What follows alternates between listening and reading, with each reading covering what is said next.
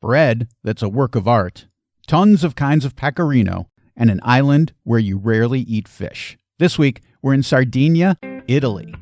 Traveling the world to bring you delicious dishes, tasty beverages, and interesting experiences. This is the Destination Eat Drink Podcast on the Radio Misfits Podcast Network. I'm Brent Peterson. Welcome to Destination Eat Drink, the travel podcast for foodies. This is where we try all the dishes the world has to offer at destinationeatdrink.com and on the Destination Eat Drink podcast. This week, we're exploring Sardinia and the islands of Italy with Katie Parla. But first, if you like foodie travel, be sure to subscribe to our newsletter and keep on top of all the goings-on at Destination Eat Drink. Not just the podcast, but stories from the website and videos too. You can do that at destinationeatdrink.com. Katie Parla is an award-winning cookbook author with several titles to her credit, including her latest, Food of the Italian Islands. Katie also offers private tours of her adopted city of Rome, as well as tours of Venice, Naples, Sicily, and Sardinia. Katie also hosts the Gola podcast about Italian food. Katie and I talk about pecorino cheese and pasta in Sardinia, as well as the bread that looks too good to eat. Plus, we talk about the islands in the Bay of Naples and why there are better options than the over-touristed Isle of Capri. And Katie shares the story behind one of the most frugal dishes in Italy. Okay, I'm starving, so let's eat. Destination Eat Drink. Katie Parla, welcome back to the podcast. Great to have you on Destination Eat Drink. Looking forward to talking to you about the food of the Italian islands. Thanks for having me back. Before we get to your new book, which just came out, I want to talk to you about an article you just published in Savoir magazine. It's called Italy's Little-Known Trick for Using Up Leftover Bits of Pasta. And I was just intrigued by pasta mista corta. Can you tell me a little bit about that? Pasta mista corta translates to short mixed pasta. Really, it's more like small bits of mixed pasta. So if you're thinking about the literal hundreds of dried pasta shapes, these are the ones like ditali, little lumachine, the ones that are more or less the same size. And in Naples and Campania, the region of which Naples is the capital, there's a custom for using a mixture of different small pasta shapes in soups, which is a way to enrich a winter minestra or zuppa. And pasta mista corta today is something you'll see sold boxed or bagged in supermarkets, especially in South Central Italy. But historically, you wouldn't have to go look for it in its own packaged form. People would go to the local gastronomia and they would buy the mixture that was essentially created by the owners from leftover little bits, the odds and ends left behind after pasta sales, because pasta was often sold sciolto. So you would go and you would order a certain amount by weight rather than buying a prepackaged, 500-gram box. And this is something that's so present in the Neapolitan tradition. When you go to a trattoria in Naples, especially in the winter months, the odds are you'll find some sort of soup, whether that's with potato and provola, or maybe even pasta fagioli, that uses these little mixed bits. And it's so delicious and so nostalgic for a lot of people. This really brings to mind the tradition of a poor person's cuisine. And this is one of the things that I love about Italian cuisine is every last little bit is going to get used up. And hey, when you finish making your pasta, you're going to have those little ends that are left over, those little pieces that didn't quite make it, and they may be misshapen, but they're still tasty. And we are not throwing those out, they're going to get used. And so what do? You come up with something delicious like pasta mista corta. Yeah, I mean, we know this about all food cultures. Even when people have meager resources, they want their food to be delicious. One way to make a soup delicious is you put pasta in it. And ideally, that pasta is more or less the same size so that it cooks at the same rate. And so you get a perfectly al dente pasta in the end. I want to jump into your book because that's why you're here. Your book just got released, Food of the Italian Islands, just came out. Congratulations on that. I know how much heavy lifting goes on to get a book out, and you have kind of been fun with this because on social media, you've kind of been posting each step that you've taken along the way. I mean, you sat yourself down at the printers and made sure that, each step was followed correctly and that you got the end result of your book the way that you wanted. So congratulations on the book, but good on you for, really working hard to make sure that it came out exactly the way that you wanted. Thanks so much. Yeah, I mean, I'm very fortunate in that I am based in Italy, where there is still a really strong tradition of artisanship, and the tipografia, sort of the printing art and science, is still really present here. Now, granted, most books that are printed in Italy are of huge numbers, right? And they're the ones that you would find in major bookstores, and they're either in the original Italian format or they're translations. But there's also a custom of printing like thesis, tesi, like your doctor's thesis. Oh, and so there are okay. tons and tons of little shops that do custom covers and all sorts of tailored, bespoke features for books. And the printer that I work with connected me with a binder. So in when you're producing a book, at least a cookbook, in my case, the printer prints the sheets, and then the binder folds the sheets, cuts the sheets, and then binds them together and then puts them in the cover. And that is a whole process that happens in the case of Legatoria Bergamasca, the binder that I collaborated with, happens using machines from the 1960s. And if you visited Italy, you might have noticed a very heavy mid-century modern vibe in brands, like coffee brands, for example, have logos and fonts that really evoke this era, which was truly the heyday in modern printing from an artistic standpoint. And these machines are so durable and they're so well maintained that I was able to have my book created with these beautiful antiques. Oh, that is so awesome. I'm so glad to hear it. And that's, that mid-century design, not only for printing and for logos and for fonts but all design in Italy. I mean, that was really the heyday. So I'm glad that you got involved with that. That's so cool. One of the things that struck me, opening your book, and I read it cover to cover, really enjoyed it. One of the things that you say right up front is that island cuisine, when we talk about the food of the Italian islands, island cuisine isn't necessarily fish-centric, which might be surprising to some people. It was surprising to me when I first read that, and I had to kind of wrap my head around it. Can you tell our listeners why it is that the island cuisine of Italy is not necessarily fish-centric? Yeah, I mean, well, first of all, most people's Italian island experience is with Capri, right? An island that is certainly serving a fish-centric cuisine because it was developed for Anglophone and German tourists in the 19th and 20th centuries. Whereas other islands, and I'm thinking Sicily and Sardinia, which are gigantic ones, but also Ponza and Procida and Ischia, these are places where people have been living for literal millennia, and living on the coast wasn't always the safest thing. In fact, fishing, as we know it today, only really develops in the 20th century. Imagine in the 1500s how dangerous it would have been to go out on a fishing boat in the strait between Sicily and Africa and hunt for tuna or swordfish. It was super, super dangerous. Plus there were pirates everywhere and in other complexities and invaders.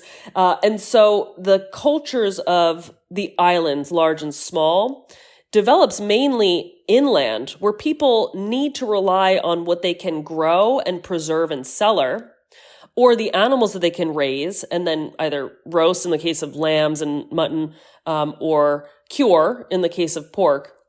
And so people had to be really clever about relying on an omnivorous diet that often excluded fresh fish altogether. And if you've ever been to a seaside bar or restaurant anywhere in Italy, you know they're kind of all serving the same stuff. Risotto with fish, spaghetti with clams, fried calamari. And unlike other foods that I know and love in Italy, these don't feel like they're rooted in any specific regional tradition. They more evolve and emerge in the 60s and 70s as people start moving around Italy, traveling, and they want to have some seafood by the sea now that it's finally available. Fresh seafood. And so a kind of generic seaside cuisine develops, and it's delicious, but it's not as though we're talking about a dish like spaghetti with botarga, which is clearly rooted in a Sardinian tradition because botarga, or gray mullet roe that's been salt cured, is produced in Sardinia and has been since Carthaginian times and clearly indicates its provenance. I love this idea because all I can imagine is 500 years ago, they're like, the pirates are coming. We got to screw to the hills because the coast is just not safe for us, man.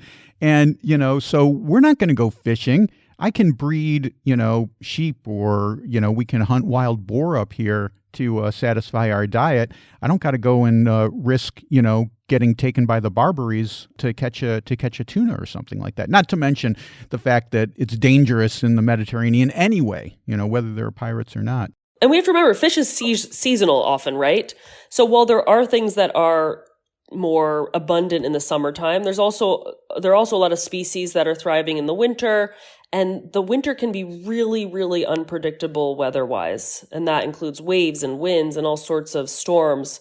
So it's pretty dangerous stuff. You mentioned Capri, and I want to get to that. But first, I'd really like to talk about Sardinia because, just for a greedy, selfish reason, in that me and my girlfriend have wanted to go to Sardinia for a while. We have not made it there yet.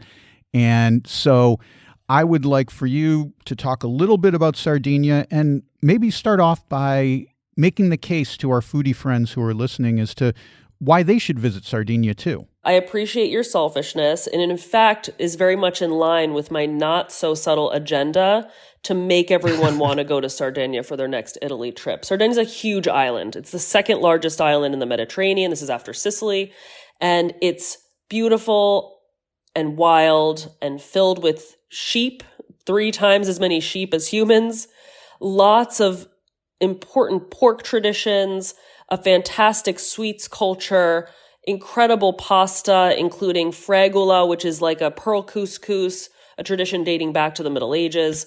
It's an historic place that most people see on social media, on the internet, as being a beach destination, but it has so much more. And there are ancient archaeological sites, pre-Roman nuragic sites that are the coolest. And it's also, it's a place that I think is not as monument heavy as, let's say, Rome or Venice. There aren't 10,000 museums in 3 square miles.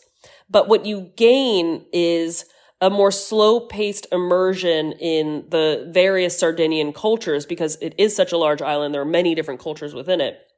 And, it's difficult to prioritize at times when you see just all the beautiful things that Sardinia has to offer. But an itinerary that I really like is heading to Nuoro, which is this inland city off the eastern coast. And Nuoro is the capital of the Barbaggio, which is a very wild region with great food traditions and a kind of rebellious streak. Visiting Oliena, Orgosolo, other inland towns, which are just stunningly beautiful and have important pasta traditions. And then heading to the coast nearby, hiking, if that's your thing, renting a boat, if that's your thing, or just kind of lounging on a pebble beach to enjoy the beautiful beaches that attract many visitors, but far away from the kind of garish development of the northeastern part of Sardinia, the Costa Smeralda, which most people are familiar with if they've visited. You mentioned all the sheep, and of course, the first thing that comes to my mind when we talk about sheep is sheep's milk cheese. Talk a little bit about the cheese of Sardinia, because you talk about it in your book and makes my mouth water. We're not just talking pecorino. What kinds of cheeses are we talking about? Well, a lot of the cheeses are pecorino, technically, because pecorino just means sheep's milk cheese. So while there is some cow's milk cheese production, the majority is pecorino, with like the little footnote that 97% of pecorino romano is actually made in Sardinia. But you have a range of different pecorino cheeses that are aged in different styles. The production of the cheese is happening at a certain total titratable acid range that affects the final flavor, that affects the texture of the curds. And so even though there are literally hundreds of different types of pecorino in Sardinia, they can have really beautiful expression and nuance due to what the animals are eating. They're often grazing on, a salad of wild greens, and the way that the cheese is produced, the temperature of fermentation, the type of inoculation, and the sort of acidic environment that's happening during the process. And what's so great about Sardinian cheese is that it is often used in sweets. And I actually just made seadas, which are these ravioli with a lard-based dough. They are 4, or even if you're lucky, 5 inches in diameter, filled with cheese, and then you fry them, ideally in lard, and then drench them in honey. And that's kind of the signature sweet that people on the mainland are most familiar with, although there are many other examples of cheesy deliciousness on the island. Wow, that sounds amazing. Let's talk about these pecorino, these different expressions of pecorino, as you put it. What would be some that we would run across? I guess maybe the question should be, is there any that we would run across in a market in the U.S.? Are there any well-known ones that we could actually find if we went to a Whole Foods or maybe a gourmet Italian market that actually make it over the Atlantic and people can enjoy it? Or is it really, hey, you've got to go to Sardinia if you want to try these? You'll find the major appellation. So when I say that, I mean like pecorino romano is a DOP, which implies that the name of the cheese is also its location and style of production.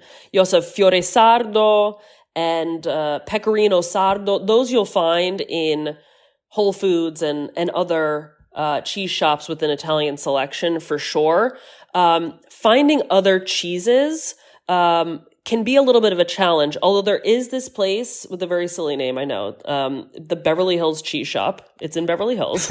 And it's got this incredible curated selection of Sardinian cheeses, but only because the owner really goes through jumping through hoops to import the cheese. It's challenging to move dairy products across the ocean into the United States. Sure. It's not as though you're going to find a huge range of Sardinian cheeses in North America. But then again, when I go to the supermarket or to the cheese shop here, I don't find a huge range of Sardinian cheeses either. It's a matter of going to the island, visiting, and asking about what the local cheese situation is. And that's how you get to experience Sardinian cheeses. So more of my agenda to get you to go to Sardinia.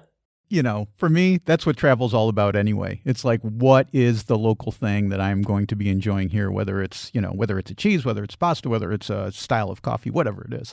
So there you go. Totally. Get the ticket, go to Sardinia. So now with our cheese, one of the recipes that we talk about this simple cuisine in Italy and Sardinia, and one of the things that I saw in your book that really kind of struck my taste buds was the pane frittau. Can you talk about this? Because you do use some Sardinian cheese on this recipe. Yeah, so pane frittau is a dish that's made from soaking pane carasau, which is a twice-baked cheese. Think of it kind of like a pita, but with the thinner layers. And then when you cook pita in the oven, it balloons up. And if you took that pita out of the oven and bisected it into 2 sheets and then baked those sheets again, it would be very crispy and brittle. Mm-hmm. I don't know, it kind of reminds me of like fattoush in a way. That salad with like the pita strips. But the pane frittau is made by taking the sort of deliberately dried out pane carasau, soaking it ideally in mutton broth. You could do veggie broth too. And then spooning over eggs cooked in tomato sauce and then hitting it with a healthy dusting of pecorino. And this could be a starter. It could be a main dish. And it's one of the dishes that in Sardinia, in fact, transcends regional distinctions. There are many pasta shapes or breads or recipes that you only find in one place, whereas you find the the cheese ravioli with honey seada that I mentioned earlier. You find that everywhere, and you find pane fratau in many places as well. It's become kind of like a pan Sardinian dish. It's very good. Bread, eggs cooked in tomato, tons of pecorino. Oh my God. That is unreal. I want to talk about some of these other recipes from Sardinia that you've got in your book. And I'm going to say right up front, you're going to have to excuse my pronunciation because my Italian was never great.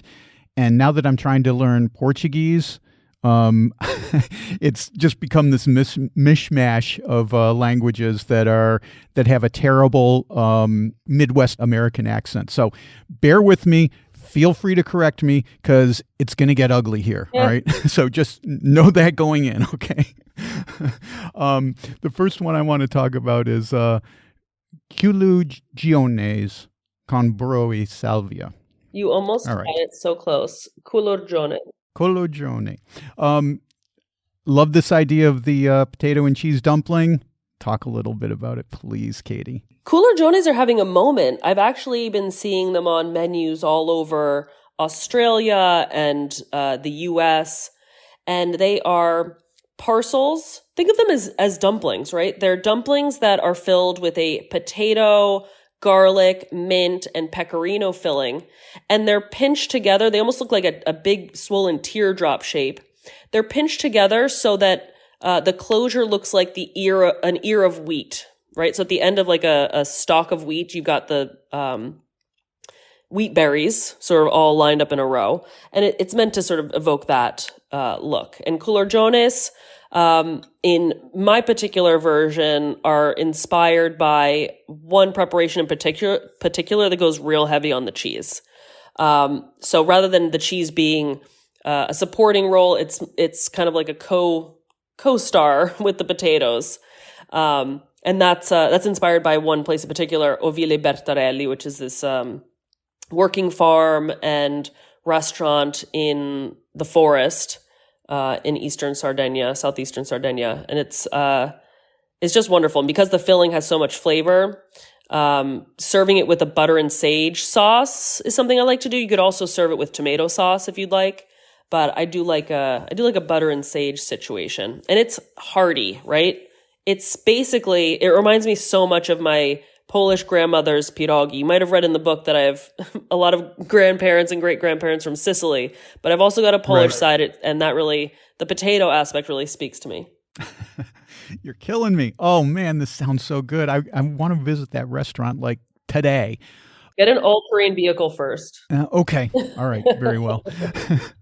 When you say you've got a potato base with butter and sage sauce, it makes me think of, gnocchi in a butter and sage sauce. Any similarity there?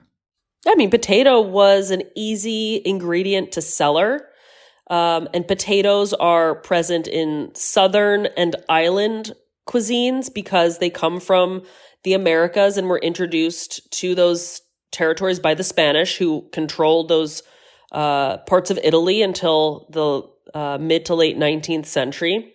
And potatoes, because of their easy cellaring potential plus their caloric impact, they were often introduced into pastas, sometimes even sweets. It's a pretty common characteristic of carb-based dishes in the islands in the south. Let's talk a little bit more about pasta, because you mentioned the seadas, the cheese-filled ravioli that gets soaked in honey. What about the famous spiral pasta in Sardinia? That looks incredible too. So the one that is a series of interlocking rings, or the curly one? The curly one.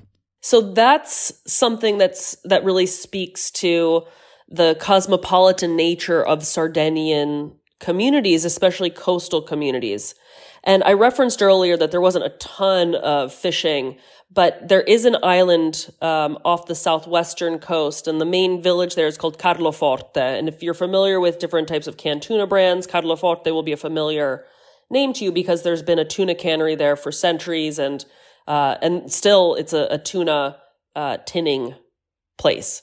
And it was settled by people from Liguria, so think Genova, where they also make similar sort of fusilli or trofie pasta that's curly.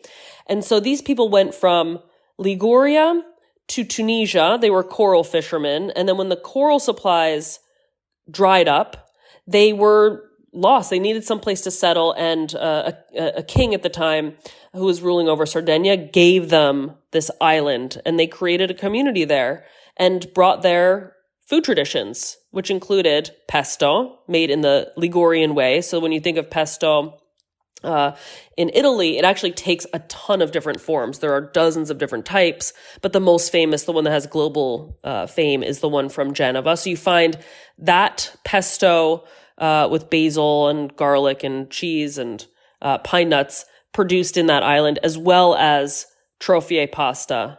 You know, this is what I really love about your book, Katie, is you've got recipes in there, sure. I mean, at its heart, I guess it's a cookbook, but also you've got this history and these great stories, and then you've also got really wonderful, evocative pictures in there. And when I think about the pictures in your book, one of the things that springs to my mind in Sardinia especially is the pictures of the decorative breads that they make in Sardinia.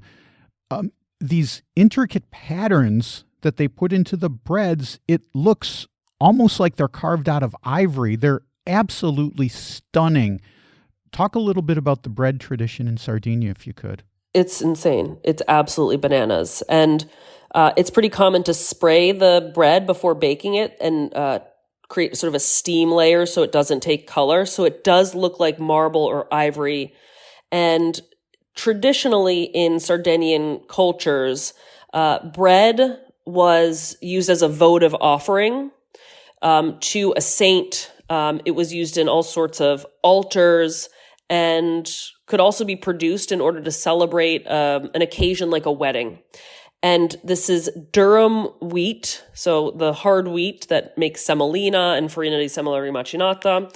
And it's mixed with water. It's a sort of medium-low hydration dough that's then manipulated using your hands to massage the dough into floral patterns, or with metal, especially brass pinchers and tools to create textures. And on page 180 of the book, there's a feature that talks about these different types of bread, and there's so many. It's actually overwhelming. What's very cool is that many of these breads, historic breads that are no longer produced with the same enthusiasm because of dwindling populations or changing traditions, are actually displayed in museums. And while I mentioned that, Sardinia isn't always like the most monument heavy place, it's not packed with 10,000 museums in every city. So many villages have sort of cultural history museums that display the garments and the kitchen tools and even the breads that people produced in that area. And these are incredible documents that showcase astounding talent. A bread museum. That's an idea I can get behind. Let's get a bread museum going and say just bread. That's it, bread museum, and then and then we would have the best freaking bakery in the world downstairs. Absolutely. So what kind of bread are we talking about? Is it sour? You said there's all kinds of different ones, but the basic tradition. What are we talking about? Is it sourdough, or what are we talking here? Yeah, I mean, a lot of it has a very small amount of natural leavening, for sure. You don't necessarily even have to use yeast in it, because the bread is not meant to have an incredible rise, because then the yeast, when you put the bread in the oven, would continue to produce carbon dioxide. It would deform the shapes that you've created. And so it's bread that sometimes has natural leavening, sometimes active dry or instant yeast, but is not really supposed to rise, which is really interesting if you think about it, because you can completely eliminate the yeast factor and produce a bread that looks the same.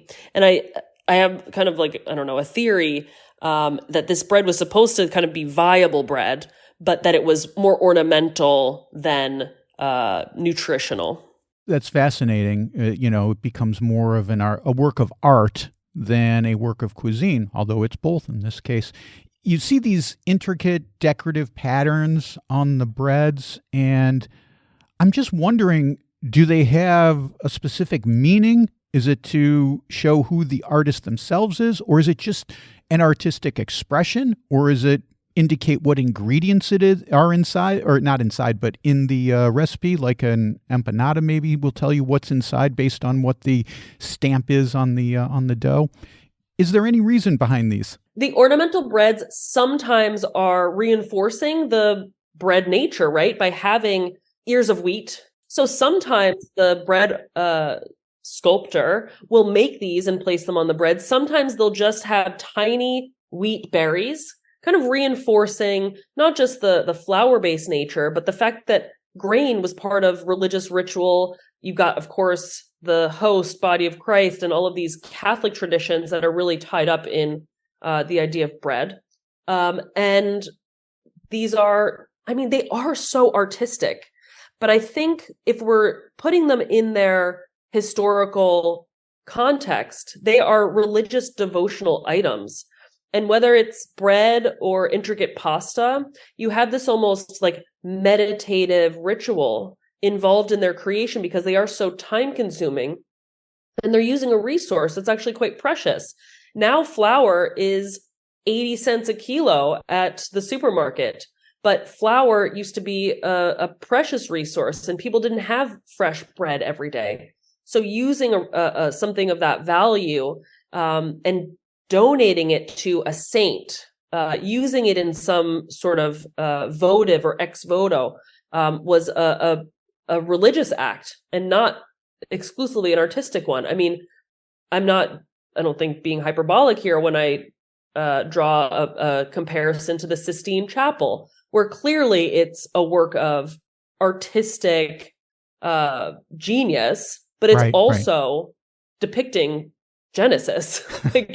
It's not just Michelangelo freestyling for the fun of it. He was creating a series of images that were meant to reinforce biblical messages and the message of the church. Mikey to the A, freestyling. It really is kind of blowing my mind when you put it in those terms, Katie, because I'm thinking of Sardinia as, for centuries probably, as a relatively poor place, and wheat, flour, being difficult to process, labor intensive, difficult to get enough. And we're hungry in Sardinia, however many hundreds of years ago. And instead of just frickin' making bread and eating, we're making these devotionals to the church. It's really quite astounding when you think about it in those terms. Thanks for sharing that with us. I would add that there were very wealthy parts of Sardinia, absolutely, and Alghero is a city in the northwestern part of the island that you can visit today, and you can feel the presence of wealth and culture that would have been there during the peak of Spanish dominion, without a doubt. Cagliari has a similar vibe. Let's move to the Bay of Naples because, I consider this area to be one of the big four in Italy. Everyone wants to, fly into Rome, see Rome, and then bomb down to the Amalfi Coast. And the first thing they do is they hop on a boat and they fly out to Capri and enjoy that island. It's wonderful, but it's also very touristy. There's other islands in the Bay of Naples as well, and you devote a fair amount of time in your book to the Bay of Naples. Do you want to start with Capri and then talk about the other islands as well? Capri is a place that, as I mentioned before, was developed for British, American, and German nobility, essentially ballers from those places with a touristic idea in mind. And it's undeniably beautiful, but does it have the depth of culture? Does it have the agricultural tradition that you find in Ischia or Procida? It can't. It wasn't developed for that purpose. And the Amalfi Coast is very remote. It's only now that people can go there more easily, but it's not even that easy to get to in the grand scheme of things. It requires some effort.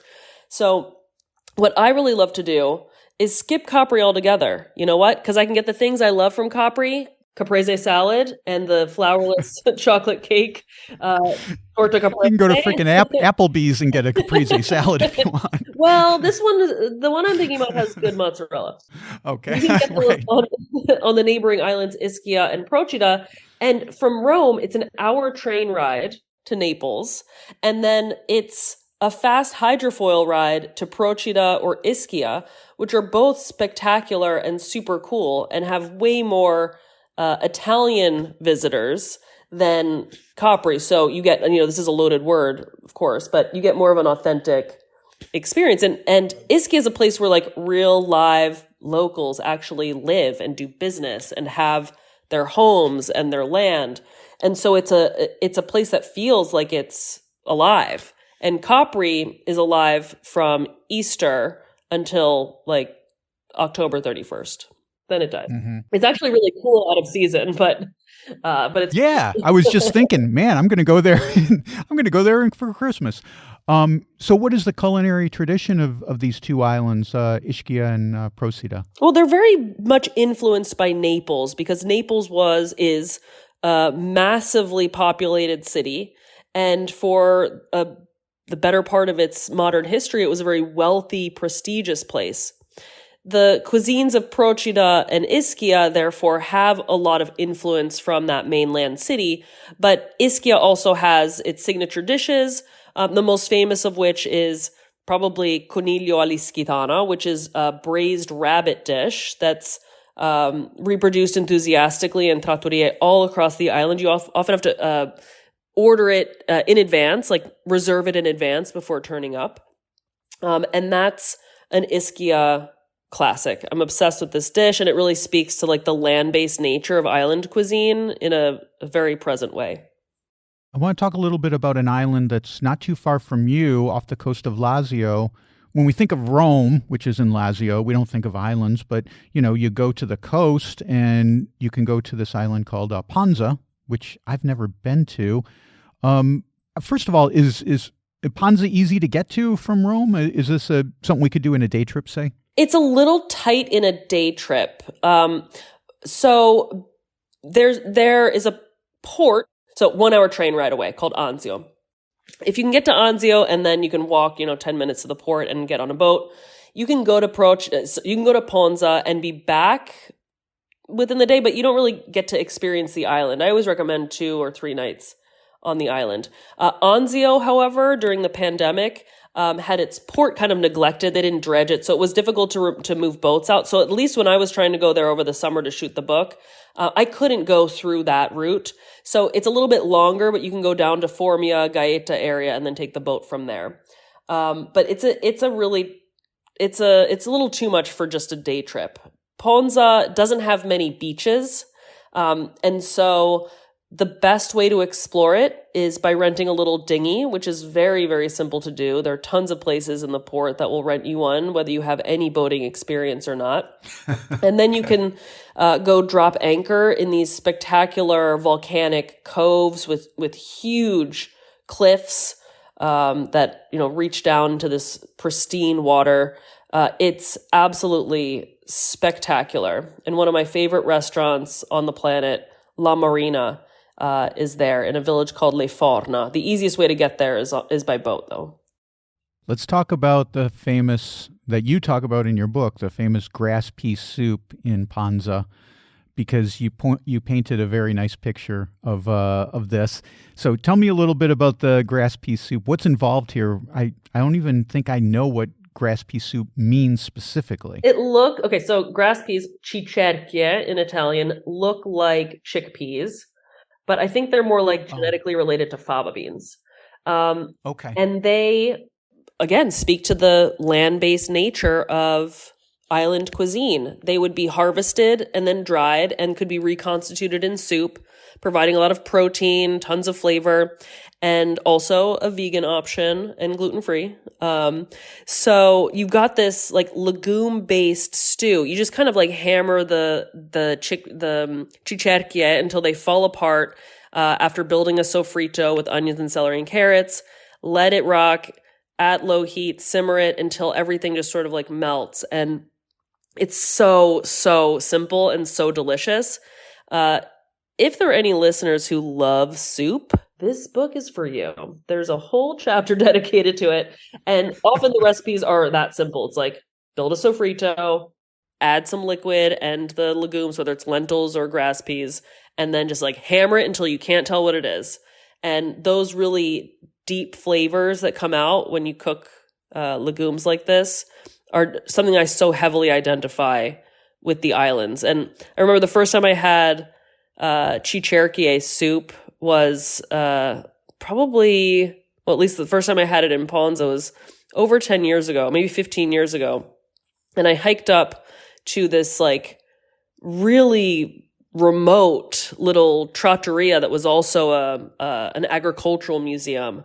And I looked at the menu and I was like, where is all the fish? Like, what's going on here? At that time, I hadn't really studied island food as intensely. And they're like, well, we got the soup and we got the eel. So the eel's the seafood. Take your pick, lady. So it was a great crash course in the way that people on the island have historically eaten.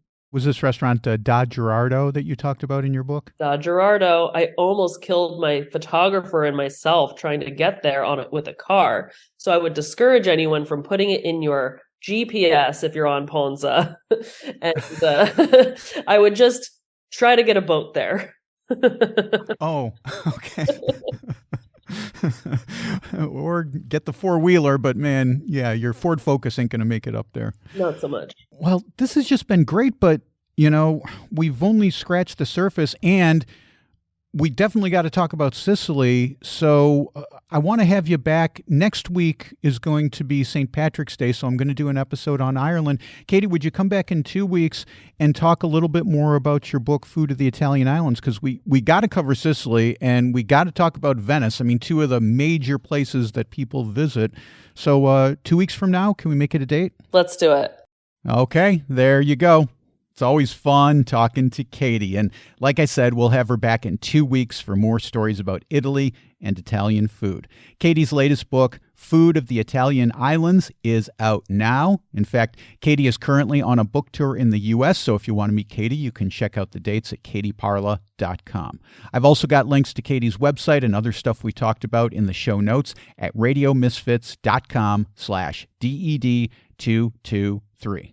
Well, that'll put a bow on this week's show. Next week, St. Paddy's Day. So we got to celebrate with the best of Ireland on the podcast. Don't miss that.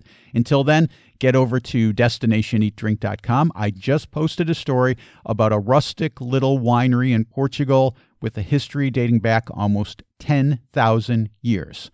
Get that at destinationeatdrink.com/alcube. That's ALCUBE. Or just go to destinationeatdrink.com/blog. Destination Eat Drink is distributed by the Radio Misfits Podcast Network and a guy who pairs his grass pea soup with scotch, Ed Silla. Thanks, Ed. I'm Brent Peterson. I'll see you down the road. Join us next week for another culinary adventure on Destination Eat Drink, a presentation of the Radio Misfits Podcast Network.